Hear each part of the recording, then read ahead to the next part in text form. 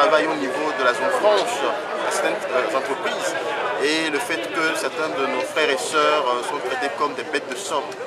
Alors par rapport à tout ça, on se dit que dans l'esprit de l'OIT, BIT, le travail décent doit s'exprimer autrement. Alors, donc c'est pour ça que la synergie se transforme aujourd'hui en centrale. Alors quoi la grève? Qu'est-ce que vous avez dit? Oui, il n'y a pas que la grève.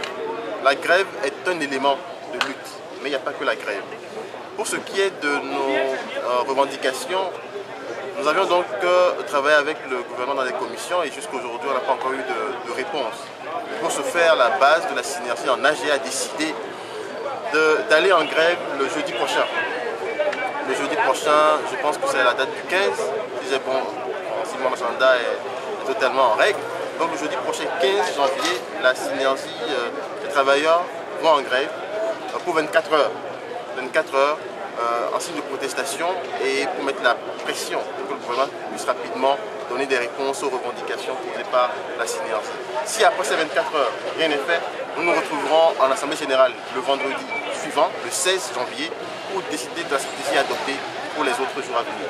Maintenant, au-delà de cette grève, qu'est-ce qui fera la différence entre la synergie d'aujourd'hui et le central syndical? La différence est là. Notre système de décision, vous le voyez déjà, c'est la base. Nous prenons des décisions en faisant selon ce que la base veut, après des négociations et des discussions. Donc ce n'est qu'après cela que dans la démocratie directe, nous décidons de ce qu'on va faire. Ce n'est pas un comité qui se regroupe quelque part, qui décide de lui-même tout seul sans consulter la base. Donc c'est sur l'exigence de la démocratie directe, sur la consultation directe de la base que nous prenons nos décisions. Donc c'est comme cela que nous allons fonctionner et notre fonctionnement ne changera pas de comment la synergie a été jusqu'à maintenant.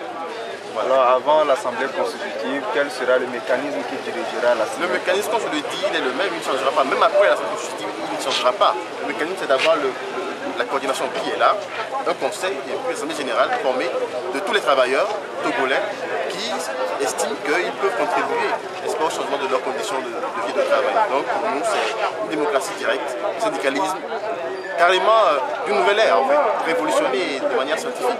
Donc nous avons pour ambition d'être la centrale, d'être une très grande centrale, une très forte centrale, et parce que nous allons même organiser des cotisations internes pour pouvoir avoir une autonomie de gestion et de financement. Donc avec les 2 ans, est-ce que vous avez des acquis? Oui, les acquis, on peut vous les citer. Aujourd'hui, à partir de la fin de ce mois, les 20-30 000 sont intégrés dans la grille salariale. Ce ne sont plus des dons ou des forfaits, mais aujourd'hui, ces 20-30 000 intègrent la grille salariale. Ça augmente de manière quand même acceptable le pouvoir d'achat un tout petit peu des travailleurs, même si ce n'est pas encore ce qu'on souhaite. Et ce qui fait qu'aujourd'hui, les militaires, les policiers, les gendarmes, les fonctionnaires du public et tout ça pourront avoir quand même à se faire prévaloir de ce droit-là à la retraite. Ce qui n'était pas le cas les 2 dernières années parce que ce n'était pas intégré à la grille. Donc c'est un acquis. L'autre acquis aussi que je peux vous sortir, c'est la création d'une nouvelle dynamique. L'espoir que les travailleurs ont en la synergie. Ça, c'est un acquis. Aujourd'hui, nous sommes pratiquement la seule organisation des travailleurs qui a beaucoup de crédit, qui a beaucoup d'estime et qui rassemble autant de personnes à une AG.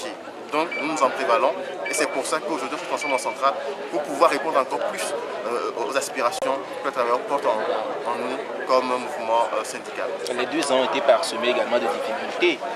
Évidemment, c'est le parcours normatif et normal de toute organisation et de tout être humain d'ailleurs. Il n'y a jamais de parcours sans problème. Et ces problèmes et difficultés nous ont plus aguerris, nous ont fortifiés, en nous faisant plus croître qu'autre chose. Donc c'est pour ça que nous acceptons ce qui nous arrive, mais nous essayons également de ne pas céder, n'est-ce pas, à ce qu'on pourrait appeler une sorte de fatalité.